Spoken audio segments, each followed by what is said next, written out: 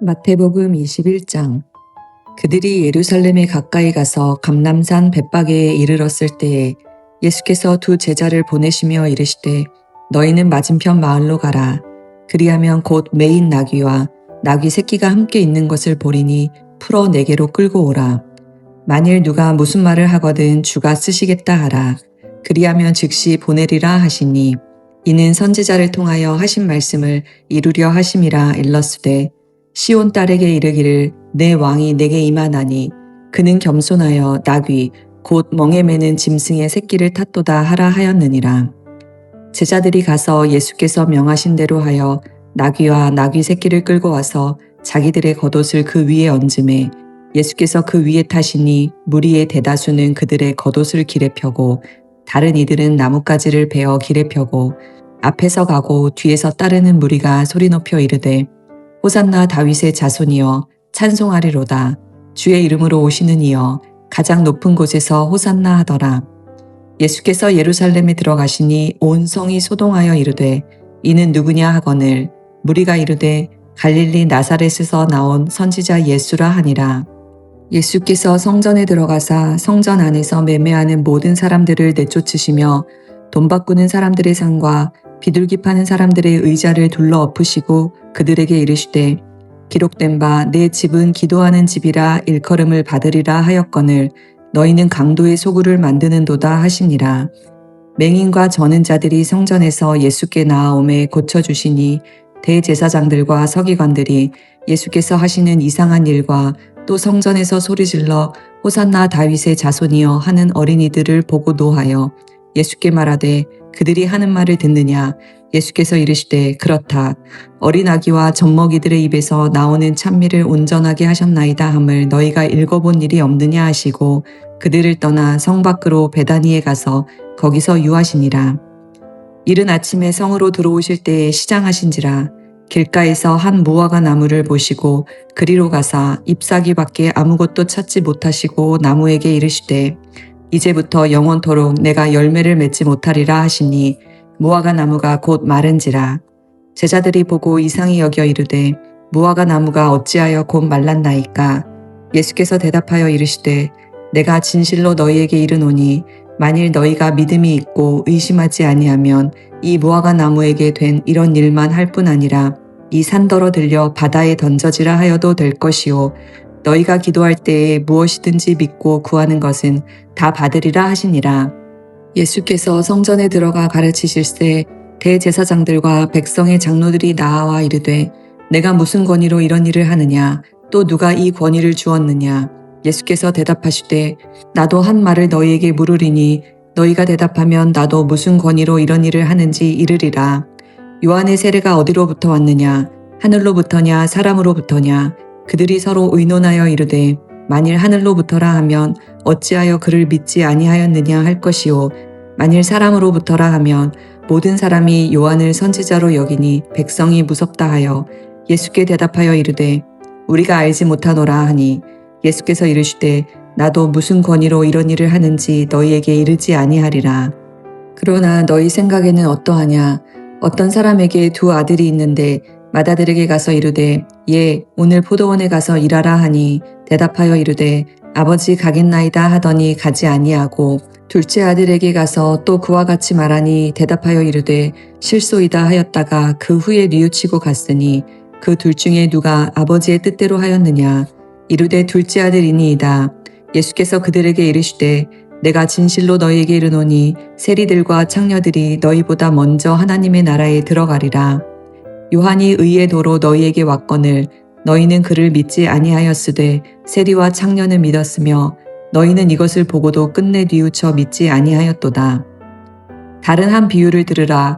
한 집 주인이 포도원을 만들어 산 울타리로 두르고 거기에 즙 짜는 틀을 만들고 망대를 짓고 농부들에게 새로 주고 타국에 갔더니 열매 거둘 때가 가까우매 그 열매를 받으려고 자기 종들을 농부들에게 보내니 농부들이 종들을 잡아 하나는 심히 때리고 하나는 죽이고 하나는 돌로 쳤거늘 다시 다른 종들을 처음보다 많이 보내니 그들에게도 그렇게 하였는지라. 후에 자기 아들을 보내며 이르되 그들이 내 아들은 존대하리라 하였더니 농부들이 그 아들을 보고 서로 말하되 이는 상속자니 자 죽이고 그의 유산을 차지하자 하고 이에 잡아 포도원 밖에 내쫓아 죽였느니라. 그러면 포도원 주인이 올 때에 그 농부들을 어떻게 하겠느냐? 그들이 말하되 그 악한 자들을 진멸하고 포도원은 제때에 열매를 바칠 만한 다른 농부들에게 새로 줄지니이다. 예수께서 이르시되 너희가 성경의 건축자들이 버린 돌이 모퉁이의 머릿돌이 되었나니 이것은 주로 말미암아 된 것이요 우리 눈에 기이하도다 함을 읽어본 일이 없느냐. 그러므로 내가 너희에게 이르노니 하나님의 나라를 너희는 빼앗기고 그 나라의 열매 맺는 백성이 받으리라. 이 돌 위에 떨어지는 자는 깨지겠고 이 돌이 사람 위에 떨어지면 그를 가루로 만들어 흩으리라 하시니 대제사장들과 바리새인들이 예수의 비유를 듣고 자기들을 가리켜 말씀하심인 줄 알고 잡고자 하나 무리를 무서워하니 이는 그들이 예수를 선지자로 알미었더라. 아멘. 오늘 함께 읽은 마태복음 21장은 예수님께서 예루살렘에 입성하시는 장면으로 시작을 합니다. 예수님께서는 제자 둘을 맞은편 마을로 보내십니다. 그리고 그곳에서 나귀를 끌어오라고 이야기를 하십니다.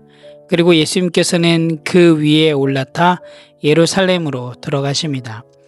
이때 예수님께서 나귀를 타고 올라가실 때 제자들은 자신들의 겉옷을 그 위에 얹게 되는 모습을 우리가 보게 되는데요.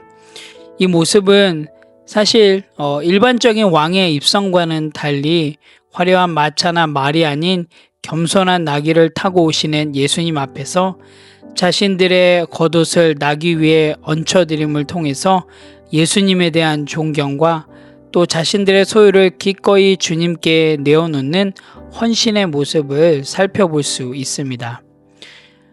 사람들은 예수님이 예루살렘에 입성할 때 호산나 다윗의 자손이여 찬송하리로다 주의 이름으로 오시는 이여 가장 높은 곳에서 호산나 하면서 예수님의 입성을 환영하고 있는 모습을 보게 됩니다. 많은 사람들은 예수님을 다윗의 자손이라 부르며 그에게 메시아적 칭호를 부여하고 있습니다. 여러분, 우리가 잘 알다시피 호산나라고 하는 이 단어의 히브리어 원어의 뜻은 구원하소서, 구원해 주시기를 원합니다 라는 뜻이죠. 사람들은 예수님을 구세주로 맞이하고 또한 찬양하고 있는 것입니다. 이 모습은 스가랴 9장 9절의 예언이 성취되고 있는 순간입니다.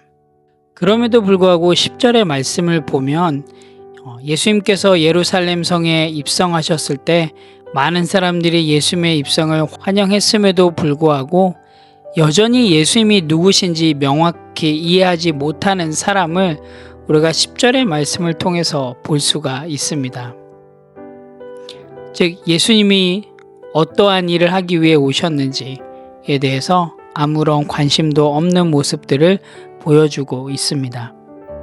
12절에서 17절 말씀을 통해서 보게 되면 예수님께서는 성전에 들어가셔서 매매하는 사람들, 그리고 환전하는 사람들, 비둘기 파는 사람들을 내쫓으십니다. 그리고 예수님께서는 내 집은 기도하는 집이다 라고 이야기를 하십니다.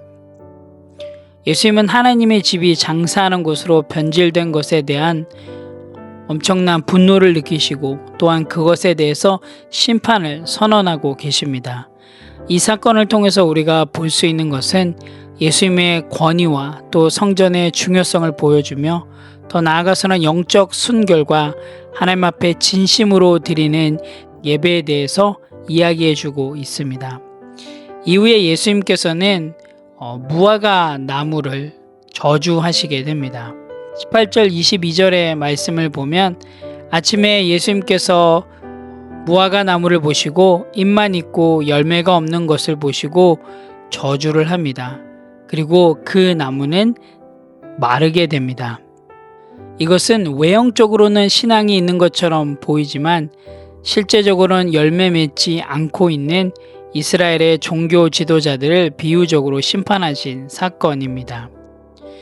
예수님은 겉모습만 있고 열매가 없는 신앙, 즉 이스라엘의 종교적 형식주의에 대해서 이야기를 하시고 그것에 대해서 심판하시고 있는 것입니다.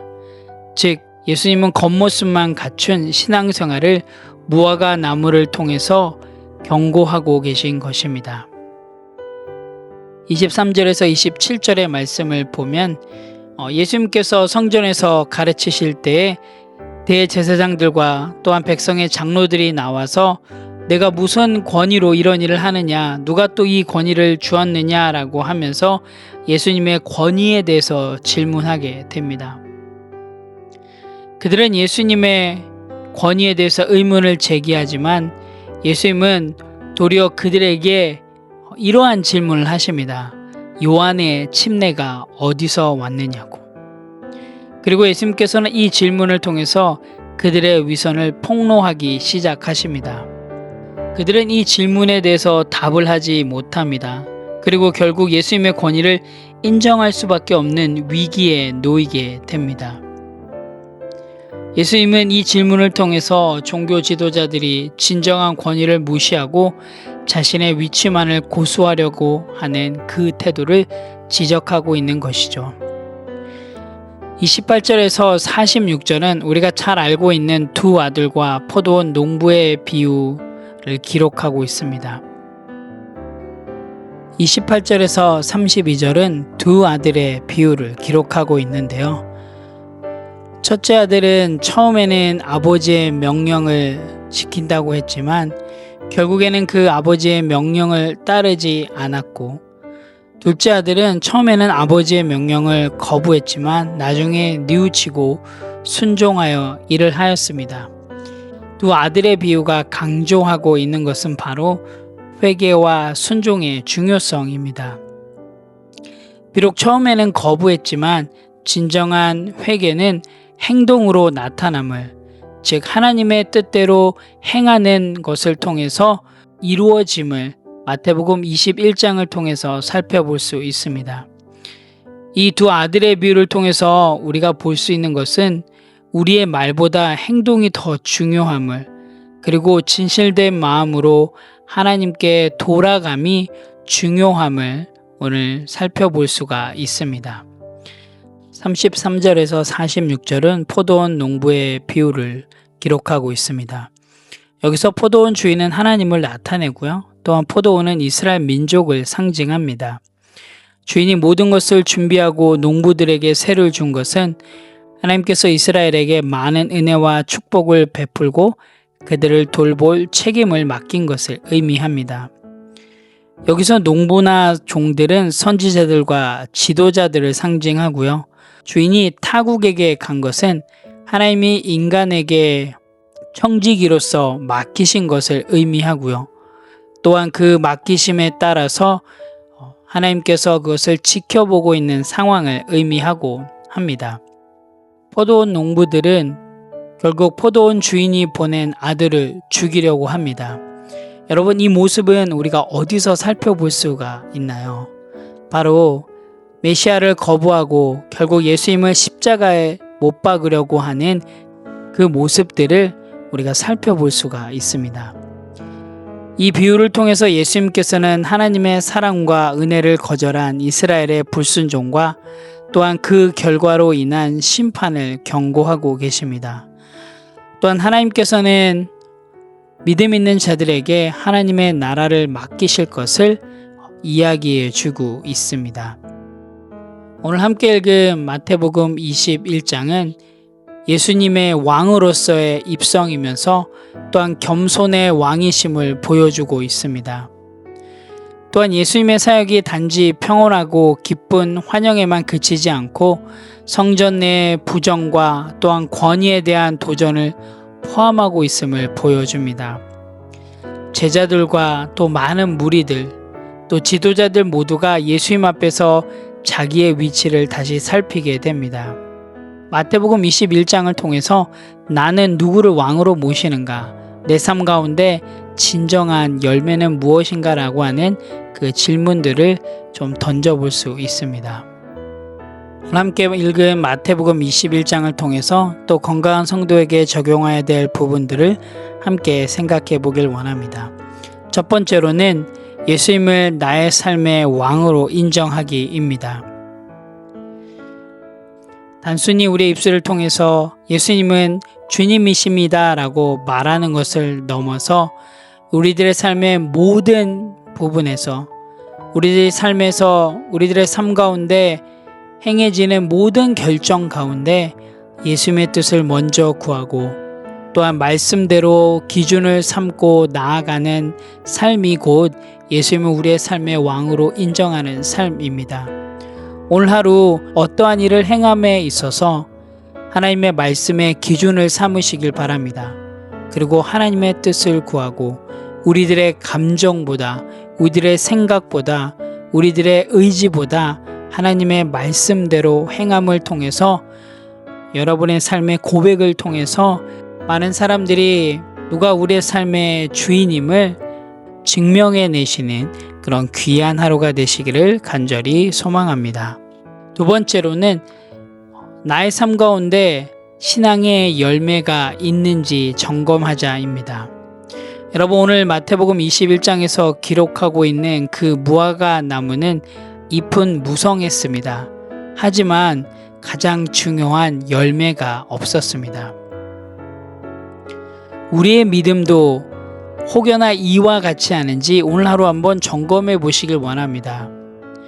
외형적으로는 화려한 믿음의 모습이 있지만 우리의 삶 가운데 그리스도인의 열매들이 있는지 없는지 오늘 한번 점검해 보시길 원합니다. 우리들의 일상에서 사랑과 섬김과 인내의 열매를 맺고 있는지 한번 점검해 보시기 바랍니다.